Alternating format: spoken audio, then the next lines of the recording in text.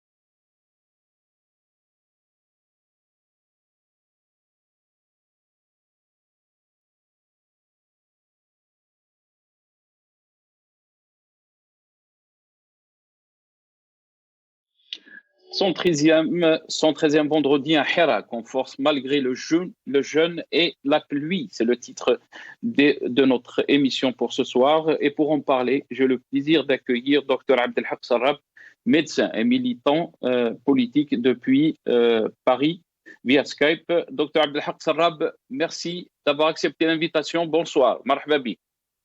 Merci, Monsieur Joudi, pour l'invitation. Bonsoir à tout le monde. Ramadan Karim. رمضان مكاج مربوح أزول في اللون. يعطيك الصحة سي عبد الحق. Ramadan Karim à vous aussi. On aura aussi le plaisir d'avoir dans cette émission Hamid Lello, analyste politique depuis Washington, qui sera avec nous. Ali Laskri, Monsieur Ali Laskri, ex-coordinateur du FFS, qui sera avec nous depuis Alger. Karim Kbir, journaliste, et Maître Belkacem Naïd Salah, avocat militant des droits de l'homme. Je pense qu'on a avec nous Ali Laskri, non? Il est avec nous. Oui, tout à fait. Ali Laskri. Oui. Monsieur Ali Laskri, bonsoir. Merci d'avoir accepté l'invitation. Azul Fillak, marhaba bi. Azul Fillak ou Shahar Ramadan. يعطيك الصحة. صحة رمضانك سي علي. يعطيك الصحة. Abdelhak Sarrab, je vais commencer cette émission avec vous. Quelle est votre lecture par rapport au vendredi 113? On a vu des Algériens déterminés sortir, bien sûr, en grand nombre, malgré donc la pluie et le jeûne, premier vendredi donc du Ramadan. Quelle est votre lecture, Abdelhak Sarrab? Monsieur Jeudi, permettez-moi de vous dire que la révolution du 22 février 2019 n'a d'égal que la révolution du 1er novembre en 54. En 54, nos parents et nos grands-parents sont sortis pour libérer le sol algérien. Aujourd'hui et depuis 2 années, les Algériens sortent en masse pour libérer, 1, l'individu algérien, 2, la décision politique algérienne. Nous avons raté un départ en 62 qui devrait être l'indépendance du peuple algérien. C'est avéré avec le temps une simple rupture avec le mouvement national. Le mouvement national qui est né dans les années 20 et qui avait pour objectif d'instaurer un État algérien.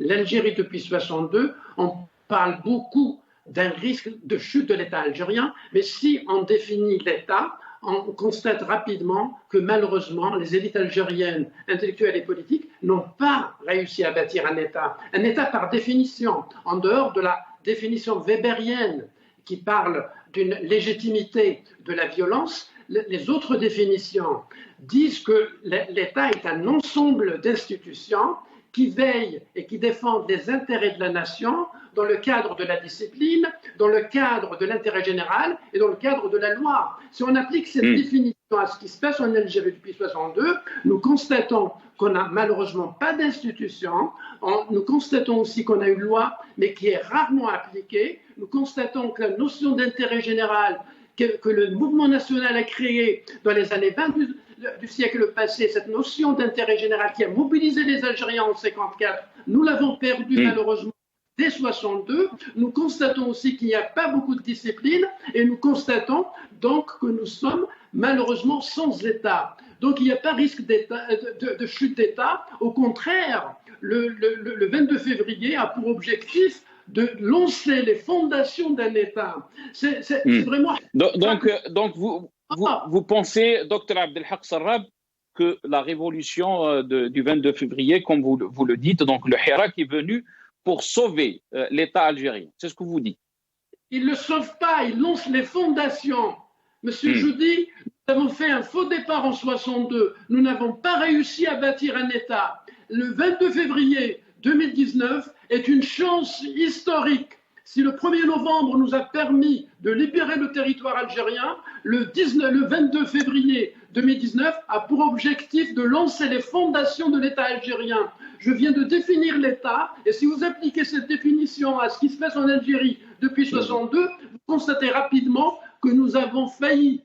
Nous sommes en faillite. Nos élites, qu'elles soient au pouvoir ou dans l'opposition, nous avons tous failli. Nous n'avons pas réussi à bâtir un État. Et le 22 février 2019 a pour objectif de lancer les fondations d'un État. Et nous devons tous, qu'on soit au pouvoir ou au sein de l'opposition, l'encourager. Nous devons tous œuvrer ensemble pour que ce 22 février de Moubarak se termine par la fondation d'un État. Nous en avons besoin. La nation algérienne ne peut pas continuer comme ça sans un État.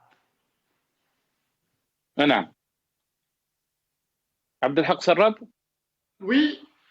Restez avec nous, Abdelhak Sarrab. Je vais donner la parole à M. Ali El-Askri, ex-coordinateur du FFS, qui est avec nous. Merci encore une fois, c'est Ali, d'avoir accepté l'invitation. Marhaba bik. Comment vous avez vécu donc le vendredi 113 hier, bien sûr, qui coïncidait avec le premier vendredi du Ramadan, malgré la pluie, malgré donc le jeûne, les Algériens sont sortis en force, c'est Ali.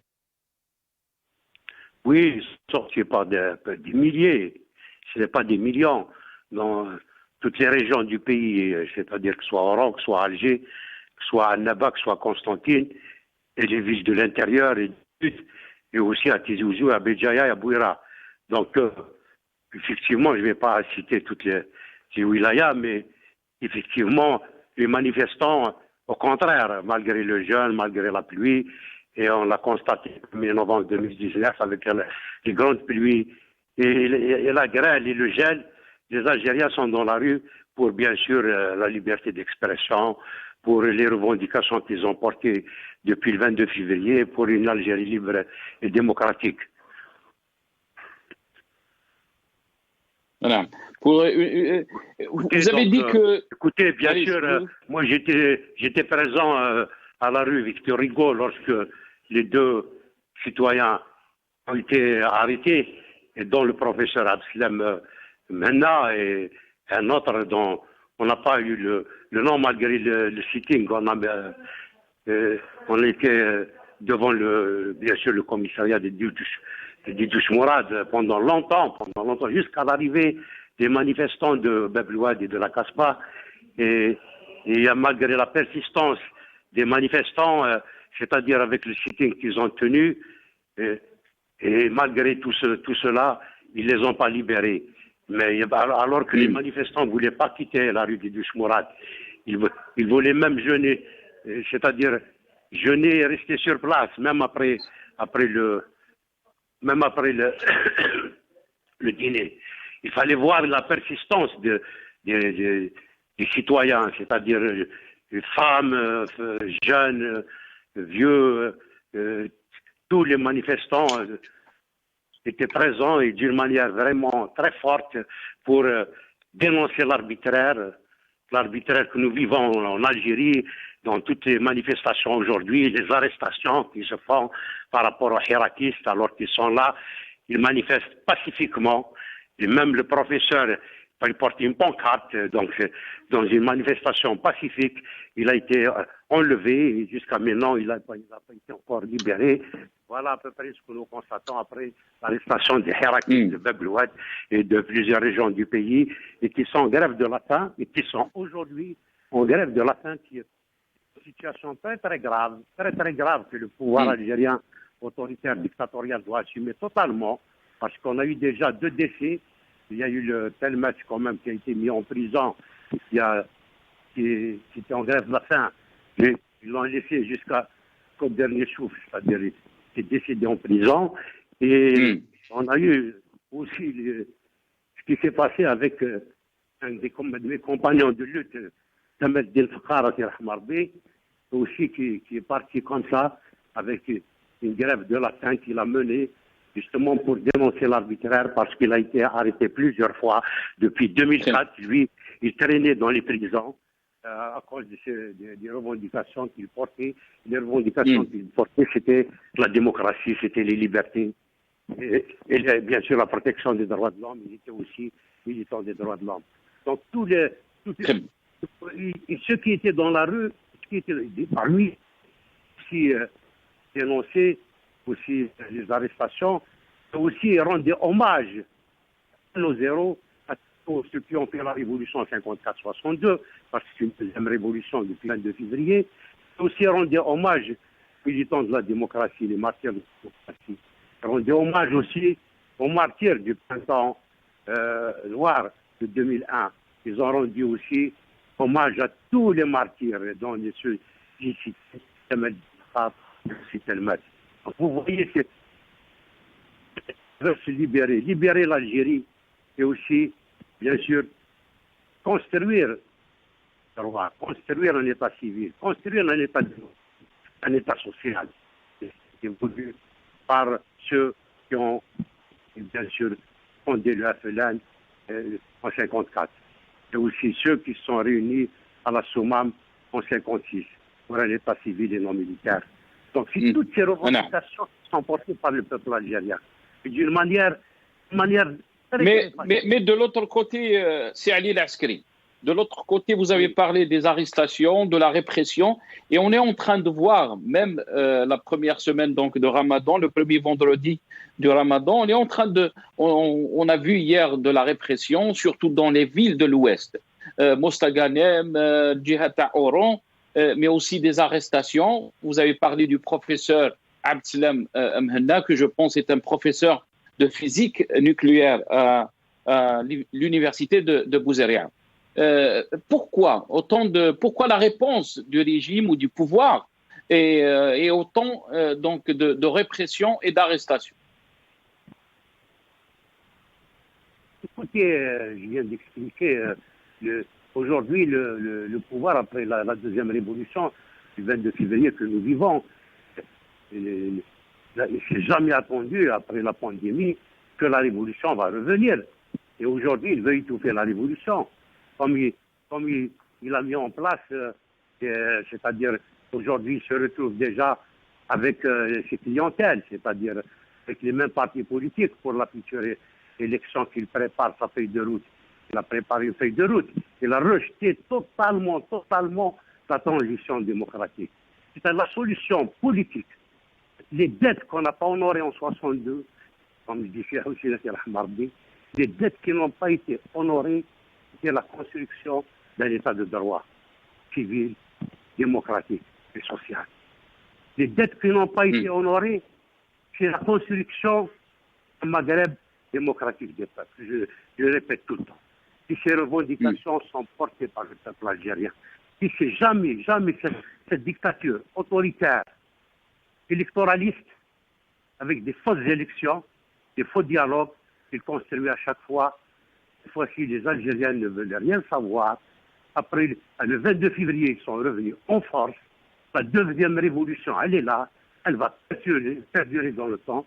Mais ils veulent la neutraliser en utilisant, bien sûr, des contre-révolutionnaires, en utilisant des opposants organiques, comme dit Hussein. Le régime aussi, il choisit ses alliés, aussi il choisit ses opposants.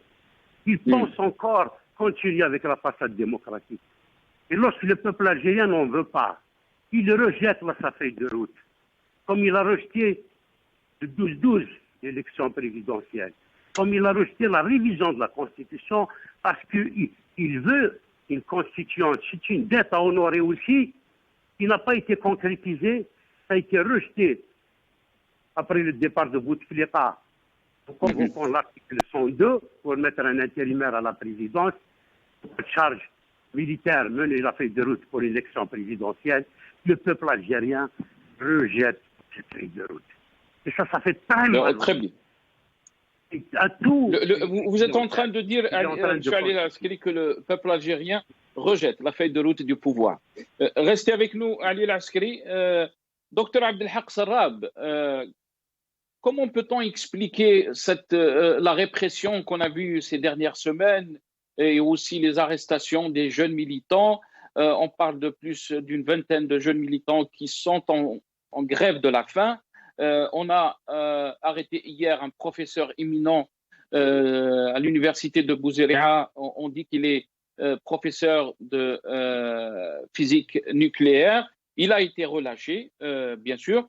Mais pourquoi autant d'arrestations? Pourquoi autant de répression quand on parle de Hirak béni et quand on appelle aussi les Algériens à aller voter, alors que de l'autre côté, on est en train de voir autant de répression et d'arrestations. Comment expliquer ça, docteur Abdelhak Sarrab? Effectivement, c'est la nature sécuritaire du régime qui le trahit. Le régime ne fait de la politique que pour interdire la politique. Pour le régime algérien, dès 1962, faire de la politique, c'est créer des différends. Et pour éviter le différend, qu'est-ce qu'il a fait? Il a interdit la politique. Parce que dans l'esprit des fondateurs de l'Algérie post-indépendance, en l'occurrence l'armée des frontières, la politique est source de fitna. Donc qu'est-ce qu'ils ont fait? Ils ont considéré que la politique est une perte de temps. Donc dès le départ, dans leur esprit sécuritaire, ils ont interdit la politique. Et là, le régime fait semblant de faire de la politique, mais l'objectif de cette manœuvre, c'est d'interdire la politique. L'esprit sécuritaire, la notion de sécurité au sein du régime algérien, elle est de nature interdisante de la politique. Pour le régime algérien, la sécurité, elle est policière et militaire. D'où la crise de la sécurité alimentaire que nous vivons aujourd'hui. Partout dans le monde, la sécurité, c'est une sécurité du savoir, c'est une sécurité sanitaire, c'est une sécurité alimentaire.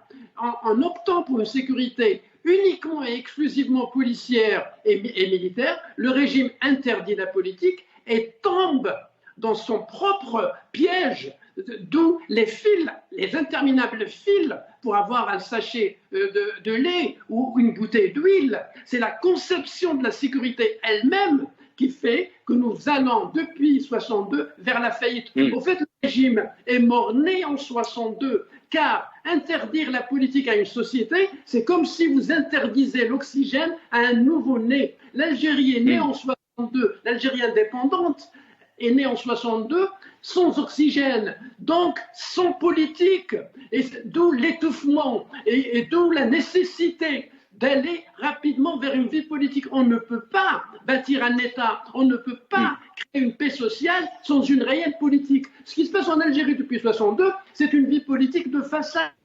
Les partis politiques sont créés de toutes pièces. Ce qu'on voit à la télévision, c'est une simple pièce théâtrale qui a pour objectif d'interdire la politique, d'où ces arrestations. Ce professeur qui a été arrêté à Bouzaïra, son tort, c'est d'avoir voulu faire de la politique. Et avant de l'arrêter, nous avons arrêté Farhat Abbas, nous avons arrêté Karim Belkacem, nous avons persécuté Khidr, nous avons interdit la politique en 62 et on continue à l'interdire. Or, c'est impossible de créer un État, c'est impossible de créer une économie, c'est impossible d'aller vers des élections sans une vie politique. Nous sommes dans une contradiction historique. Voilà. Une contradiction historique, vous êtes en train de dire, Dr Abdelhak Sarraf. Est-ce que vous pensez que la flamme de la démocratie, de la liberté a été allumée par le Hirak depuis février 2019? Le peuple algérien est potentiellement politique. Nous sommes les descendants de Massinissa. Massinissa, qu'est-ce qu'il a fait? Il a unifié les deux Numidies. Il a créé l'Algérie actuelle. L'Algérien aujourd'hui est fier d'avoir 2 300 000 km². La première superficie africaine, la 10e mondiale. Donc nous sommes des descendants de politiciens. Le manifeste du peuple algérien, le 10 février 1943, c'est quoi? C'est Farhat Abbas qui rédige le manifeste du peuple algérien. Il est co-signé par Ali Ibrahimi en tant que successeur de Badis, et il est co-signé par Massad El-Haj. Donc nous sommes un peuple potentiellement politisé.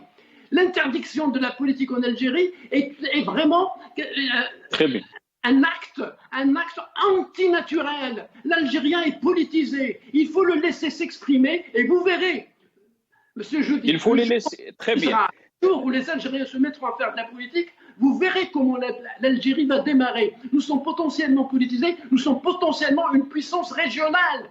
Et c'est grâce à la politique qu'on peut aller vers nos capacités. Je vais vous dire autre chose. Le premier pas de tout développement, c'est un développement politique. Nous ne pouvons pas espérer avoir un développement économique, social ou culturel sans un développement politique. Et le premier pas vers le développement politique, c'est une vie politique réelle, avec des institutions, avec de véritables partis, avec une séparation des pouvoirs. Très bien. Restez avec nous, Dr Abdelhak Sarraf. Juste donc pour vous montrer une image qui a marqué vendredi 113 la détermination des Algériens donc à sortir malgré les difficultés. On parlait donc du temps, la pluie, le froid et aussi le jeûne, le premier vendredi du Ramadan. On regarde cette image qui marque un peu donc et qui signifie un peu, si on peut dire, la détermination des Algériens dans ce Hirak.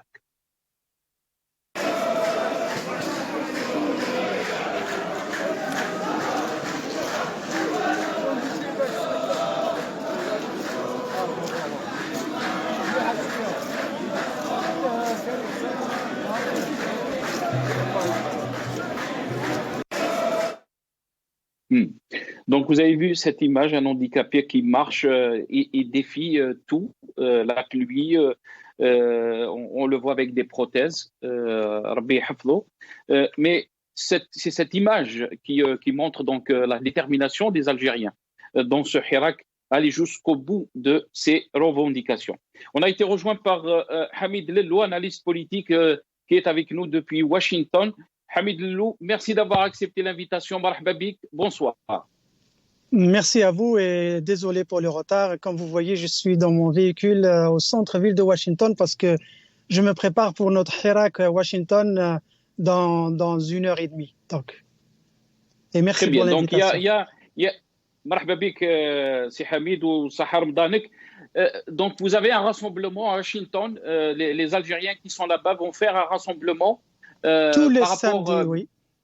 Qu'est-ce que vous pouvez nous dire par rapport à ce rassemblement, Siham?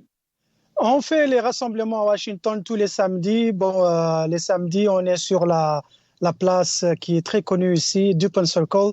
C'est au milieu de la ville de Washington, la capitale fédérale des États-Unis. Nous mettons nos banderoles, les drapeaux. On a une trentaine, quarantaine de drapeaux sur la pelouse. C'est beau. Les gens s'arrêtent, nous posent des questions.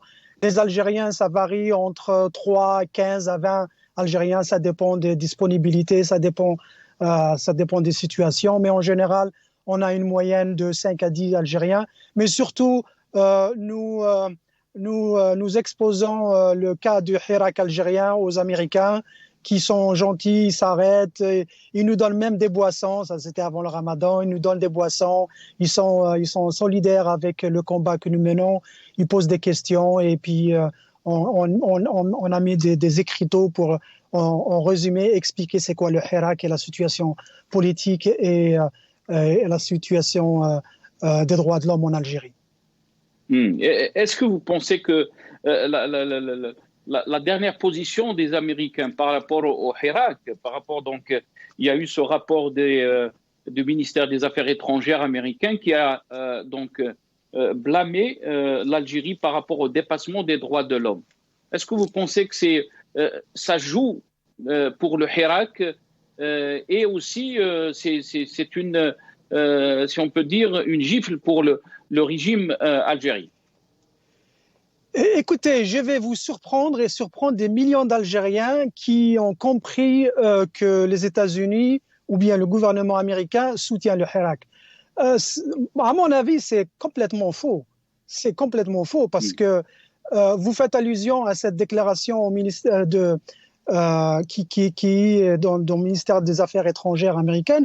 Elle n'est pas très claire. Elle ne condamne pas les exactions du pouvoir algérien. Elle ne condamne pas les abus de pouvoir, elle ne condamne pas les arrestations arbitraires, elle ne condamne pas les emprisonnements, les violations et les viols, elle ne condamne rien de tout ça. Il n'y a pas de mot condamnation. Allez revoir la copie. Il n'est écrit et il n'est dit nulle part que le gouvernement des États-Unis condamne l'Algérie. Non. Ce qu'ils disent, ils le mettent dans un cadre général. Nous supportons les démocraties, nous supportons les droits de l'homme, nous supportons le droit du peuple algérien à s'exprimer librement. Et ils le mettent ça dans le cadre de la législation américaine qui est historiquement connue pour défendre les droits de l'homme, aux États-Unis bien sûr. Mais le mot condamnation, je défie quiconque de me trouver le mot nous condamnons dans la déclaration officielle des Américains, aussi bien par le chargé d'affaires américain dans l'ambassade américaine à Alger, il n'a jamais utilisé le mot we condemn. Il said we support democracy en général. Mais le mot condamner, il l'utilise contre les Chinois, il l'utilise contre les Iraniens, il l'utilise contre les Russes, il l'utilise contre les Venezuela, mais il n'utilise jamais contre le régime algérien qu'il supporte d'ailleurs. Alors pourquoi leur partenaire officiel, c'est l'Algérie, parce que c'est un partenaire stratégique qui se limite dans l'échange de l'information par rapport au terrorisme, mais en ce qui concerne les droits et les libertés algériennes, c'est le dernier de leurs soucis, je suis désolé. Mais Moi, est-ce que vous tant pensez qu'ils n'ont que pas utilisé... l'approche n'est pas comme avant? Elle est totalement différente, surtout quand on a vu aussi le Bureau des droits de l'homme de l'ONU qui a condamné clairement les abus en termes de droits de l'homme donc en Algérie, mais aussi, de l'autre côté, a soutenu indirectement, si on peut dire, le mouvement démocratique. Il a appelé le mouvement démocratique, donc il a soutenu le Hirak. Est-ce que vous pensez que est-ce que vous pensez la nomination, si on revient, je ne sais pas quelle est votre lecture par rapport à la nomination de l'ambassadeur américain qui n'a pas été encore faite 3 mois après donc, le départ de l'ambassadeur américain? Eh bien, ça montre justement le niveau de l'importance de l'Algérie vis-à-vis des États-Unis. Ça montre aussi le respect ou le non-respect qu'il montre au régime algérien. Quand je dis qu'il supporte le régime algérien, ça ne veut pas dire qu'il y a un respect mutuel. La courbette, elle est faite du côté algérien, mais les Américains, ils prennent leur temps. Et d'ailleurs, on dira la même chose du fait est-ce qu'ils prennent leur temps? Est-ce que, c'est Hamid, est-ce qu'ils prennent leur temps aussi? Il y a d'autres lectures qui disent qu'il y a malaise parce que les Américains ne veulent pas être liés à soutenir des régimes qui dépassent, donc qui violent les droits de l'homme et qui emprisonnent des jeunes qui demandent donc que la démocratie et la liberté. Donc, est-ce que vous pensez aussi que les Américains aussi ne veulent pas être associés à des régimes comme cela? Oui, bien sûr, quand ils peuvent éviter de s'associer à ces régimes, ils le feront. Mais en ce qui concerne l'Algérie, encore une fois, moi, je suis déçu. J'ai été vraiment très déçu. Ils n'ont pas utilisé le mot we condemn, nous condamnons. Ils ne l'ont jamais utilisé, ni de façon directe, ni de façon indirecte. Et maintenant, je pense que la position américaine, elle est pseudo-attentive par rapport à ce qui va se passer au mois de juin, parce que la feuille de route de l'Algérie, c'est les élections législatives. Et justement, ceci va donner un cadre juridique, légal et politique pour les États-Unis pour dire finalement, nous supportons la démocratie en Algérie. Vous voyez, il y a eu des élections. Parce que je m'attends à un chiffre de 70-75% de participation. Et l'alibi du régime et des Américains et des autres alliés, c'est de dire, vous avez eu l'élection de la réforme de la Constitution, c'était à 23%. Ils étaient honnêtes, ils ont donné le chiffre. Maintenant, quand ils donnent un chiffre de 70, pourquoi le dénier ou pourquoi faire le challenge? Une fois encore, les États-Unis, effectivement, la démocratie, les droits de l'homme, c'est une valeur universelle chez eux. Elle est très importante. Ils la défendent. Je ne dis pas qu'ils ne la défendent pas ailleurs, mais ils la défendent basée sur l'intérêt national, qui est c'est la sécurité nationale et l'intérêt économique et stratégique des États-Unis. Pour le moment, ils trouvent que ce régime, il est assez fréquentable. C'est dommage à dire. C'est dommage parce que même le chargé d'affaires, il a rappelé toute la coopération qui est de mise entre l'Algérie, qui est basée essentiellement sur les échanges militaires, parce que les plus importantes délégations qui étaient arrivées à Alger, c'était des délégations militaires. L'échange économique se lève à 3,5 milliards de dollars pour un pays qui a plus de 3 trillions de dollars et l'Algérie qui a 117 milliards de dollars et vous me donnez 3,5 milliards de dollars et vous me dites que vous faites des échanges qui sont essentiellement basés sur le gaz et le pétrole algérien, pas parce qu'ils veulent l'utiliser mais parce qu'ils le vendent ailleurs, et le reste est basé sur le trade ou bien l'importation de l'Algérie sur quelques matériels électroniques ou industriels. Très bien. Et comment vous avez vécu donc le vendredi 113, comment vous l'avez vu depuis Washington, cette détermination des Algériens malgré la pluie, malgré le jeûne? Et oui, c'est avec beaucoup d'émotion. Et croyez-moi, les gens qui sont au courant de ce qui se passe en Algérie, malheureusement, il n'y en a pas beaucoup parmi les Américains. Mais les Algériens que je fréquente ici, nous pleurons l'Algérie, mais les Algériens nous rendent fiers Et croyez-moi, nous, quand on vient tous les samedis, nous faisons nos settings ici. Nos amis qui sont aussi en Californie, ils le font sur la baie de San Francisco. Nous avons aussi d'autres Algériens qui le font à Chicago, à New York, à Montréal, avec une forte communauté. On le fait parce que les Algériens ont envie de ce changement. Et quand moi, je me désole à la position, par rapport à la position américaine, je ne dis pas que les Américains ils sont contre le Hirak. Et vous avez bien fait de dire qu'ils sont une situation attentiste. Ils vont aller avec le rabah, comme on dit. Rien n'est impossible. L'Algérien doit continuer à militer 2 ans pour une révolution, c'est rien du tout. 2 ans, c'est rien du tout. Ça va prendre un peu plus. Et ça dépendra de la détermination des Algériens, de leur organisation. Et je fais un appel pour toute l'élite algérienne. Réunissez-vous. Il y a une proposition pour faire quelque chose à Kharata. S'il vous plaît, nous vous implorons, mettez-vous d'accord. Les gens savent qui sont les leaders du Hirak. Maintenant, ils peuvent toujours dire on n'a pas de leader. Non, le Hirak doit s'organiser. Il va s'organiser maintenant mieux que plus tard. On connaît ses personnalités, les gens vont les supporter. Et maintenant, qu'il y ait des intrusions, bien sûr, ça arrive dans toutes les révolutions. Merci beaucoup à vous, Hamid Lelou, analyste politique qui était avec nous depuis Washington, D.C. Je reviens à vous très rapidement, Dr Abdelhak Sarrab. L'unité que démontre, que montre le Hirak est très importante si le Hirak veut aller au bout de ses revendications.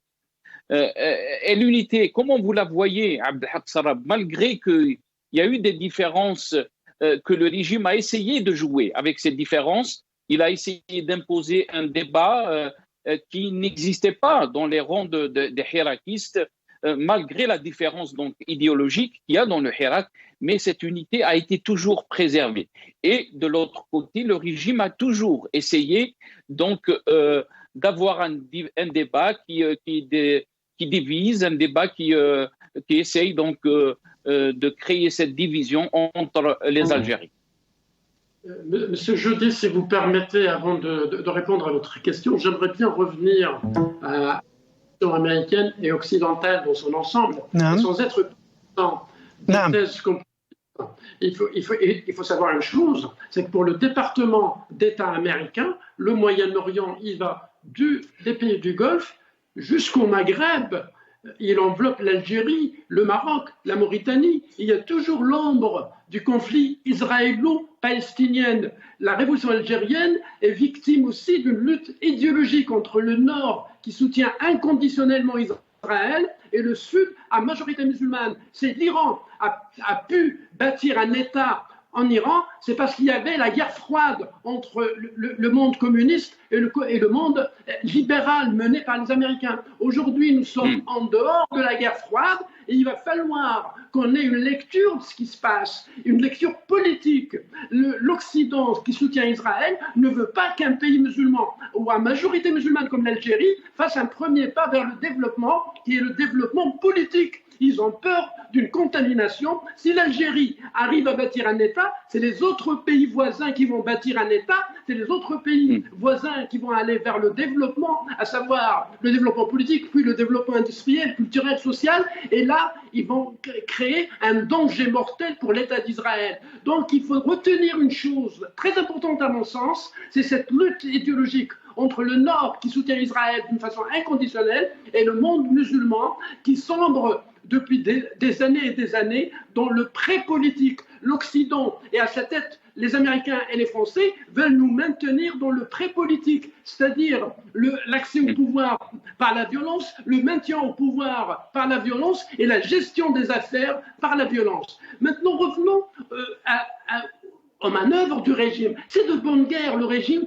veut se maintenir au pouvoir. Donc qu'est-ce qu'il fait? Il remonte les uns contre les autres. C'est à nous maintenant de ne plus regarder le régime. Le régime a fait faillite. Nous devons avoir notre propre calendrier, nous devons avoir notre propre vision et nous devons cesser de réagir aux actes du régime. Pourquoi nous réagissons aux actes du régime? Parce que malheureusement, nous avons besoin de faire de la politique. Plusieurs révolutions se sont déclenchées avant le 1er novembre 54 et aucune n'a réussi, sauf le 1er novembre 54. Est-ce qu'on s'est posé une question? Pourquoi? Monsieur Laskari l'a soulevé. C'est le congrès de la Soumam. Nous avons besoin aujourd'hui d'un congrès de la Soumam bis qui permet à la révolution du 22 février 2019 d'être encadrée politiquement. Nous avons besoin de faire de la politique. Comment manœuvrer? Comment tisser des alliances? C'est ça la politique.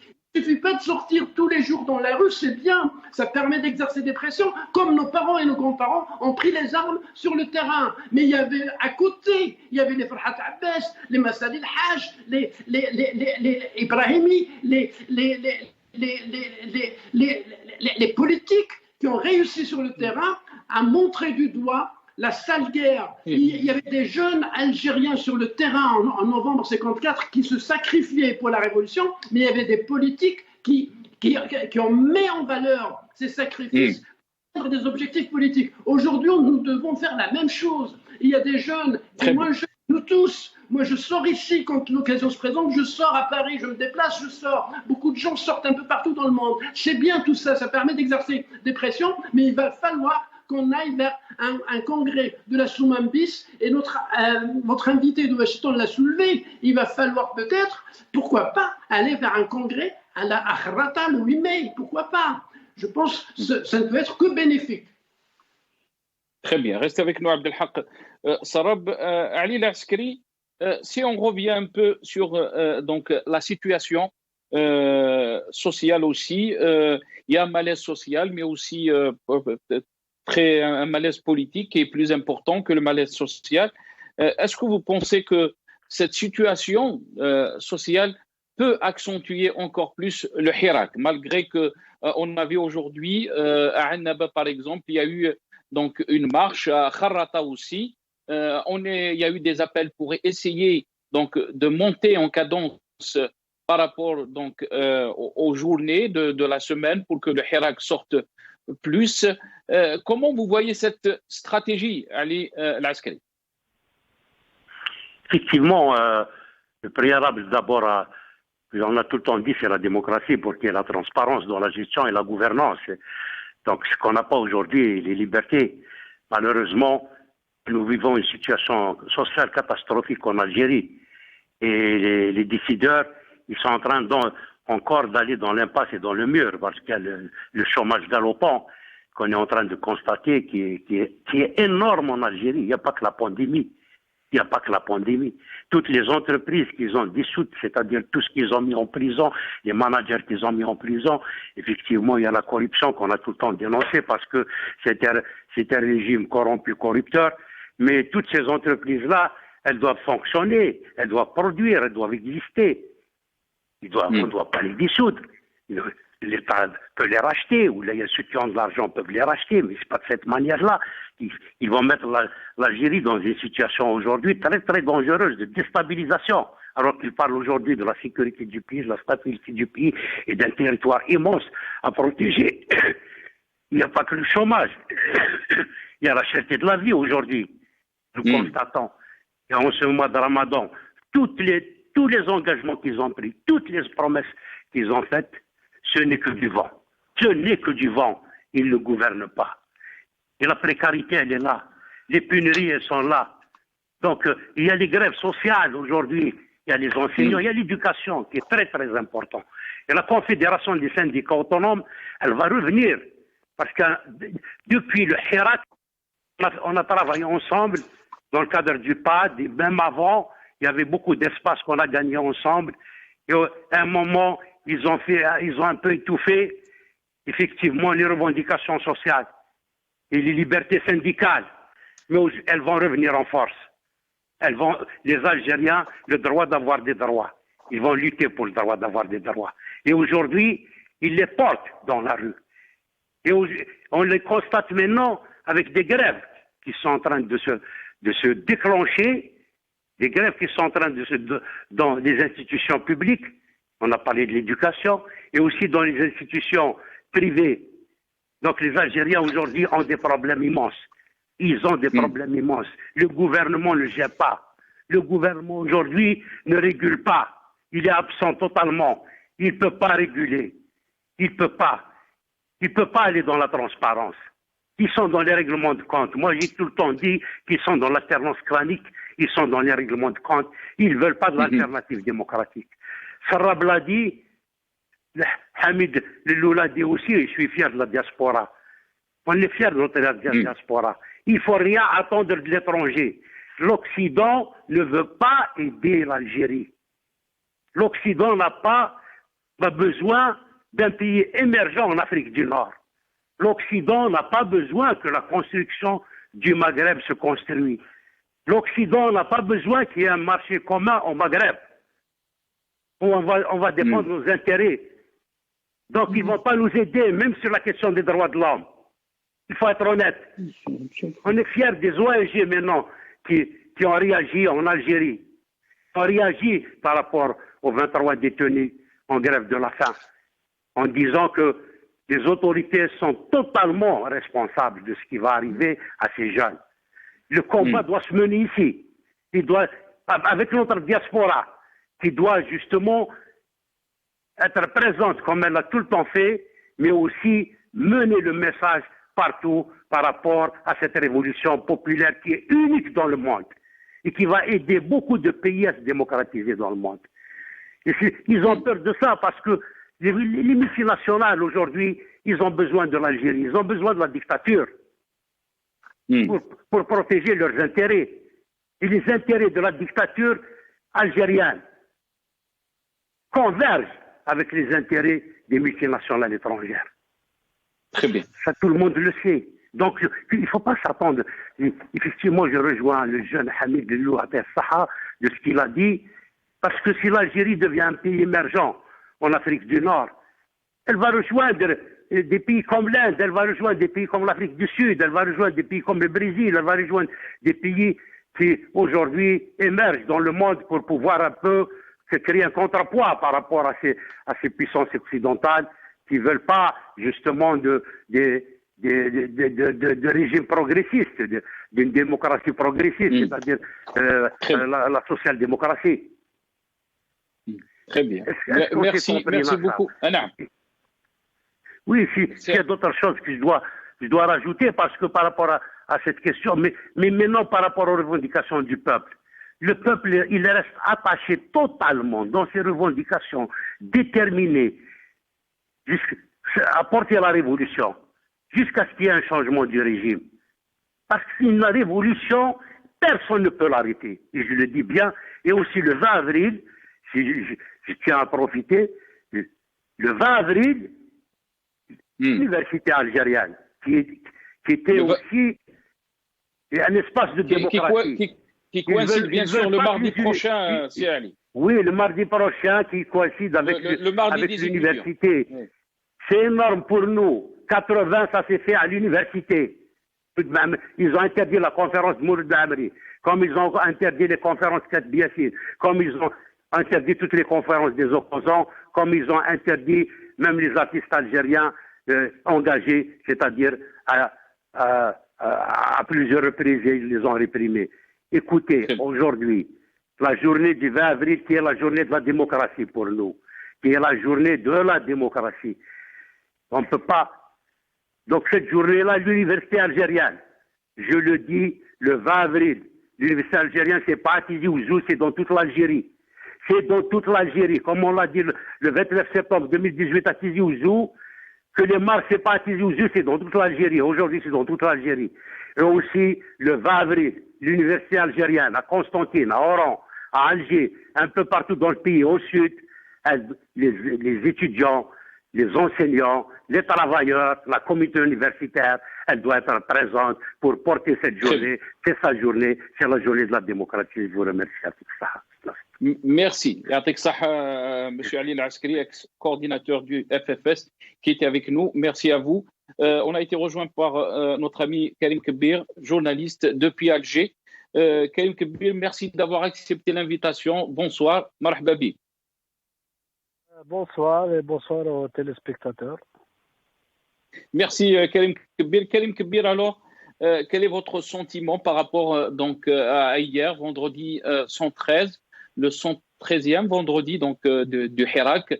On a vu de la pluie, mais ceci n'a pas donc, laissé indifférents les Algériens. Bien au contraire, ils sont sortis en force malgré la pluie, malgré le jeûne. Quelle est votre lecture, Karim Kebbi?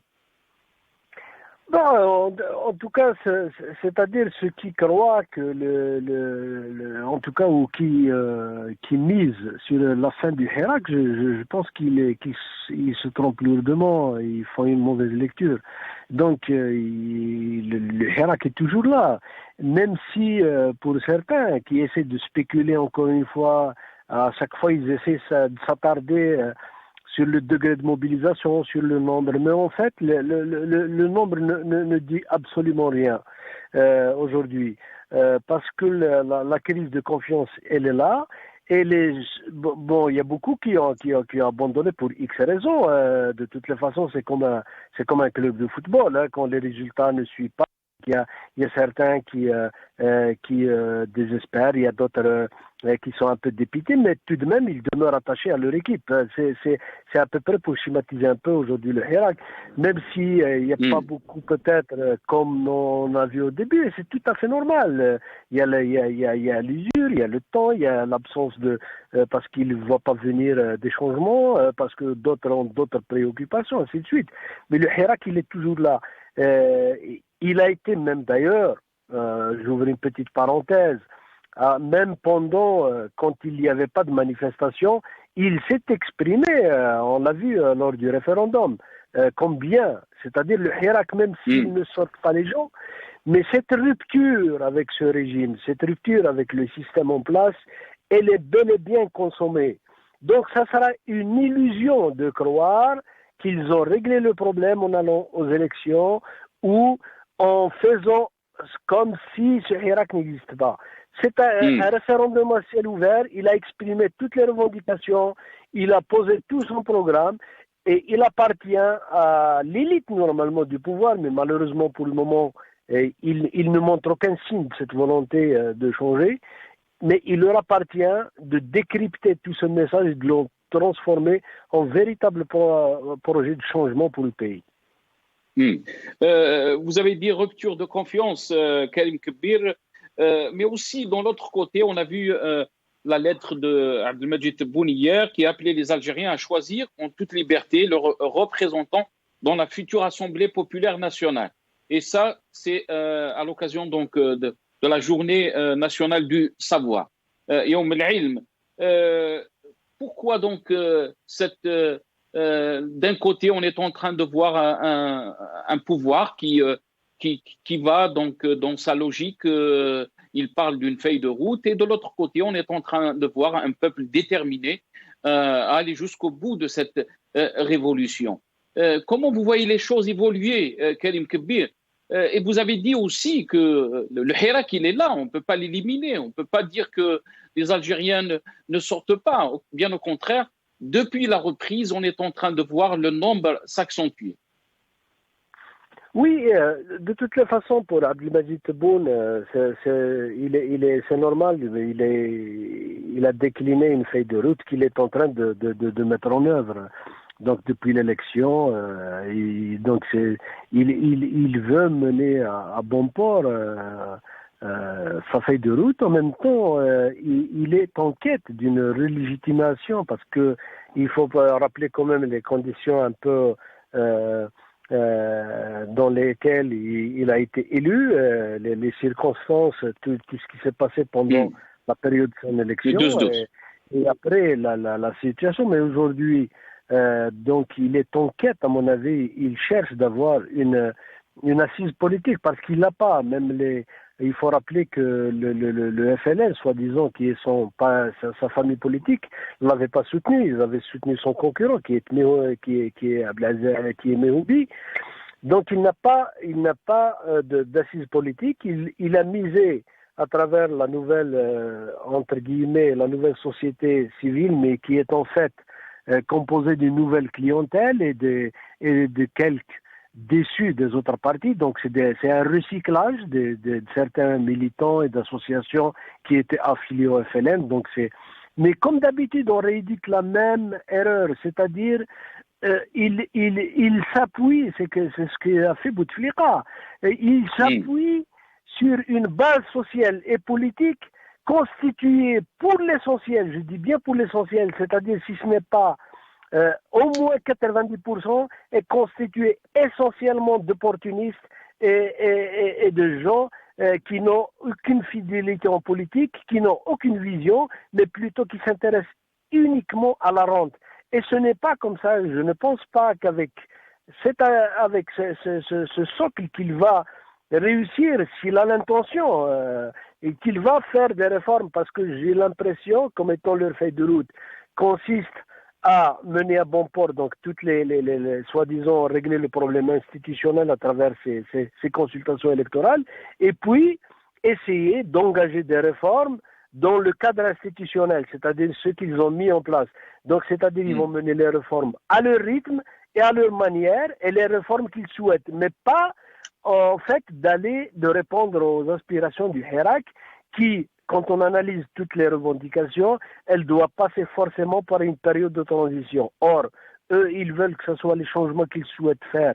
C'est dans un cadre institutionnel, et c'est pour ça qu'ils essaient d'aller en forceps à ces élections. Mais malheureusement, je crois qu'encore une fois, ils vont rééditer le même échec qu'ils ont eu avec la présidentielle et avec le référendum sur la Constitution, d'autant plus qu'aujourd'hui, la situation économique s'est aggravée. Les gens sont épuisés. Il faut voir comment beaucoup de familles sont en train de passer le mois de Ramadan. Et est-ce que vous pensez que ça peut aussi être un facteur qui va accentuer le Hirak encore plus? Écoutez, on ne peut pas imaginer comment ça va évoluer du côté du Hirak, mais ce qu'il faut retenir essentiellement, c'est que dans l'esprit de la majorité des Algériens, la rupture, elle est consommée. Ils n'ont plus confiance dans ce régime, dans ce système. Ils ont compris où se trouve le problème. Ils ont remis sur la table des questions à l'origine de la crise multidimensionnelle vécue par l'Algérie. Il a été remis sur la table. C'est-à-dire, c'est quoi? C'est la séparation du militaire, du politique. C'est-à-dire qu'aujourd'hui, il faut qu'il y ait des institutions très séparées. Il faut que le peuple récupère sa souveraineté, c'est-à-dire c'est lui qui doit choisir ses dirigeants. Or aujourd'hui on n'est pas dans ce cas de figure, on est toujours dans le repartage, on est dans la fuite en avant. Donc je ne peux pas vous dire est-ce que le Hirak va continuer, même si par ailleurs il y a des gens qui sont déterminés, quand vous écoutez quand même des slogans tels que Maranesh Habsin, ما كاش انتخابات مع العصابات. Basseton Bena, les jeunes qui appelaient, qui disaient que Basseton Bena, ça veut dire qu'il y a une détermination. Mais après, ça peut évoluer sous d'autres formes, pas forcément de marché. Mais l'essentiel, la rupture, elle est là, les revendications sont là. Je vous dis, c'est-à-dire, il reste à ce régime, s'ils ont encore un peu de lucidité, c'est d'écouter et d'essayer de répondre aux aspirations du peuple algérien. Très bien. Merci à vous, Karim. Restez avec nous, Karim Kebir. On a été rejoint par Maître Belkacem Naït Saleh, avocat, militant des droits de l'homme. Maître Belkacem Naït Saleh, la rupture, elle est là. Et on réédite les mêmes erreurs, nous dit Karim Kebir. Comment vous voyez les choses, Maître Belkacem Naït Saleh, surtout qu'on a vu un Hirak déterminé, mais de l'autre côté aussi des dépassements, des arrestations, de la répression. Maître Belkacem Naït Saleh. Oui, bonsoir à vous et à vos invités au Sahar Ndalek.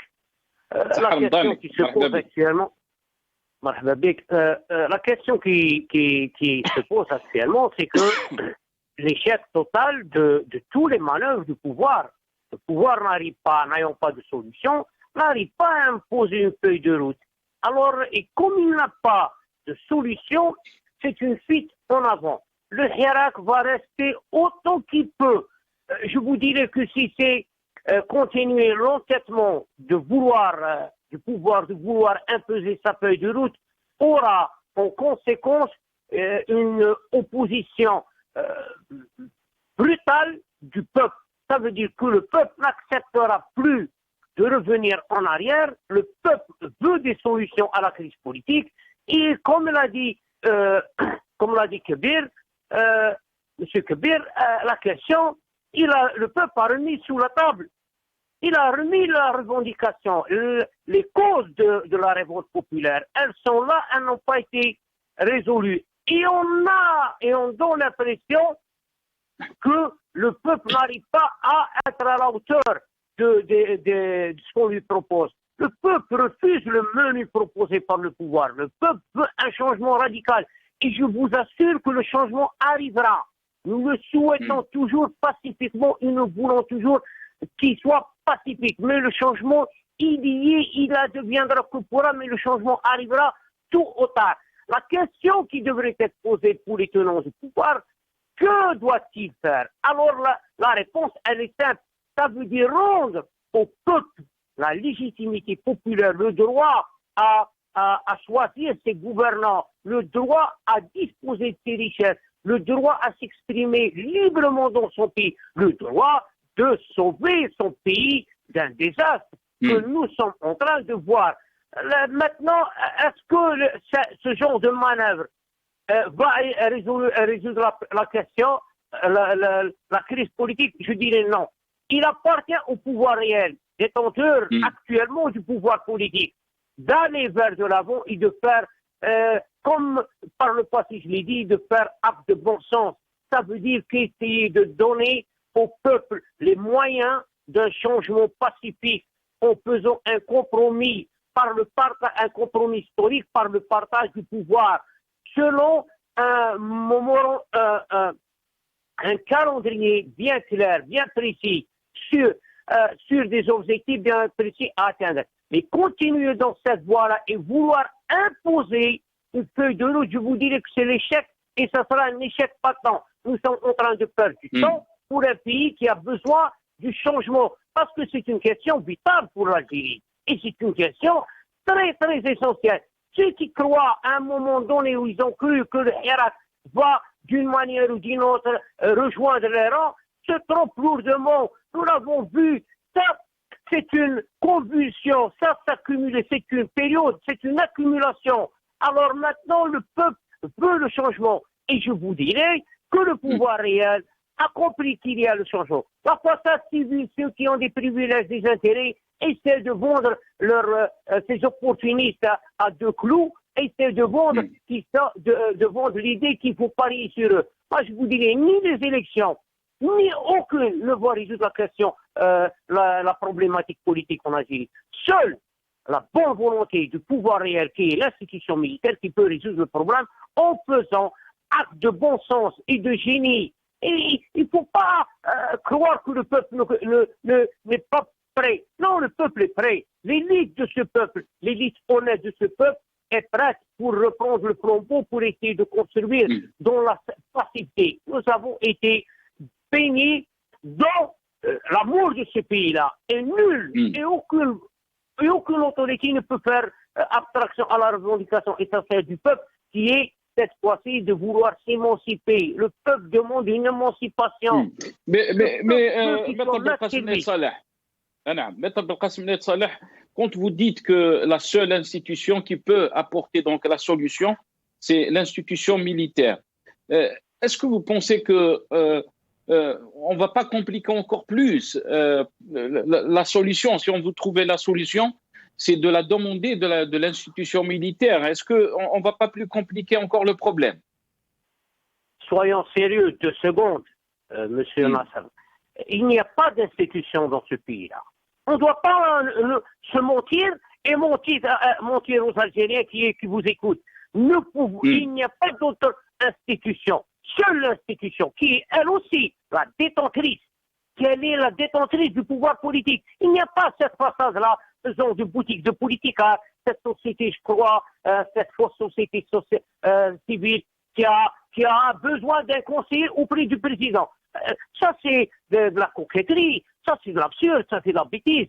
Alors, le réalisme veut, il faut sortir de ce populisme. Le réalisme veut que la seule institution actuellement qui est détentrice du pouvoir politique, c'est l'institution militaire.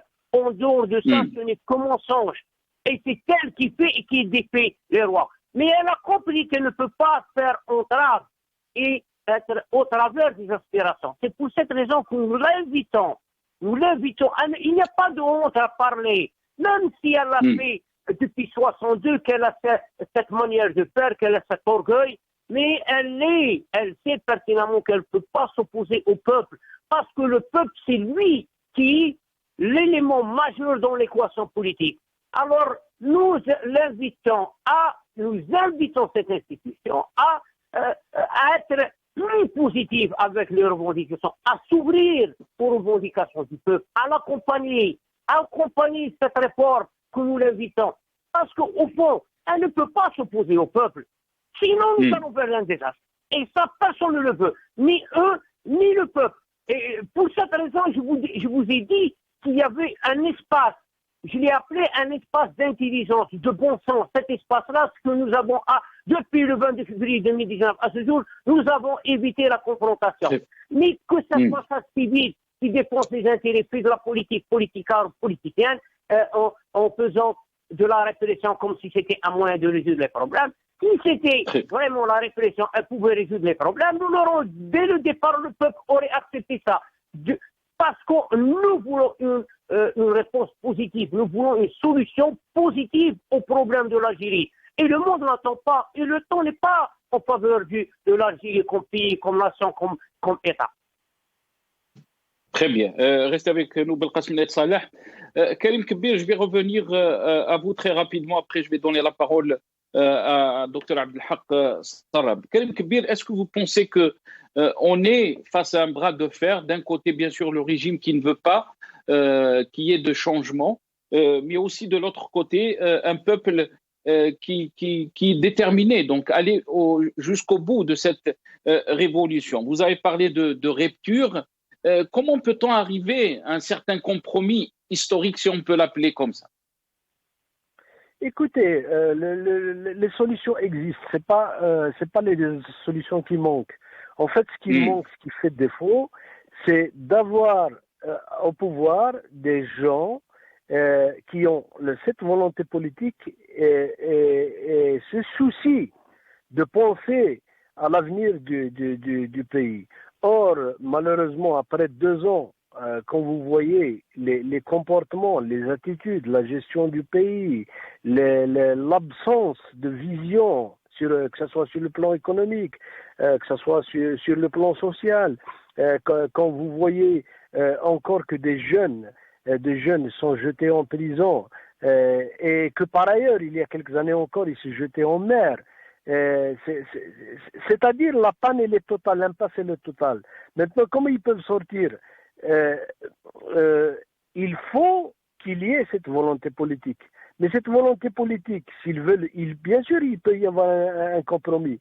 Mais je vous dis, il y a des questions taboues, justement, par rapport à cette question de la place de l'armée. Moi, je ne pense pas, moi, je suis de ceux qui pensent que tous les Algériens aiment leur armée. Mais ils font la différence entre l'armée en tant qu'institution et certains responsables militaires, aujourd'hui on les a vus, en tout cas ils les ont emprisonnés pour des raisons de corruption, pour X raisons. Donc c'est pas nous, c'est pas le peuple algérien qui le dit, mais ce sont des constats. Et puis ils ne veulent pas aussi, et quand ils parlent du rôle de l'armée, c'est aussi ceux qui interfèrent dans la vie politique, dans les syndicats, dans la presse, c'est-à-dire séparer l'institution militaire en tant qu'institution. Tous les Algériens la respectent. Mais aujourd'hui, l'enjeu, le défi, comment ils doivent rétablir cette confiance entre les Algériens et leurs gouvernants. Ça ne peut pas passer par 36 000 chemins. Il n'y a qu'une seule. C'est de lever les entraves politiques, c'est de laisser les Algériens s'exprimer, laisser les Algériens s'organiser. Et ils peuvent s'organiser, ils sont capables. Il y a une élite, il y a des gens qui sont intelligents, qui peuvent proposer des solutions.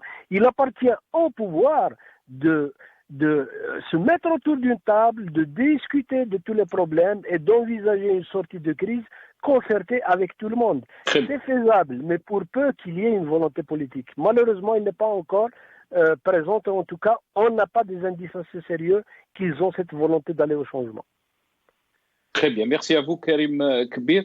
Abdelhak Sarab, le mot de la fin, comment vous voyez-vous les choses évoluer face donc à ce face-à-face, si on peut l'appeler, d'un côté un régime et un pouvoir qui ne veut pas changer, il parle d'une Algérie nouvelle, mais avec des méthodes anciennes, et un peuple déterminé, on l'a vu hier.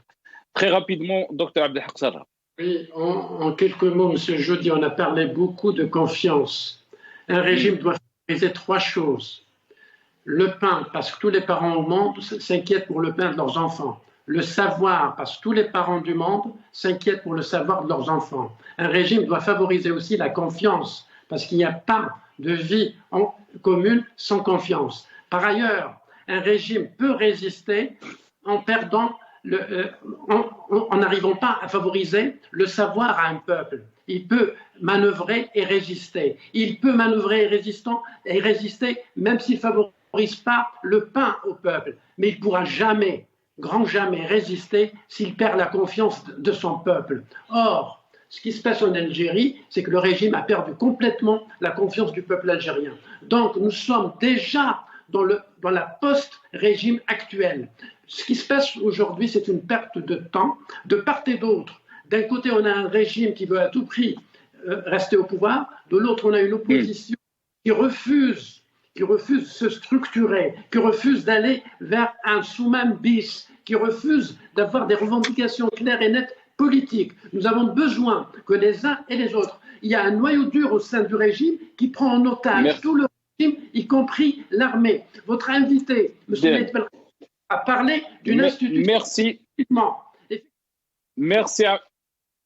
Merci, Dr Abdelhak Sarab. On s'excuse. Je m'excuse, on me dit qu'on doit finir, donc on doit terminer l'émission. Et après ça, Dr Abdelhak Sarab, merci à tous mes invités d'avoir participé donc à cette émission. On est arrivé à la fin de cette émission. Merci à vous, chers téléspectateurs. Sahaf Tourkoum, wa bqaw ala khair.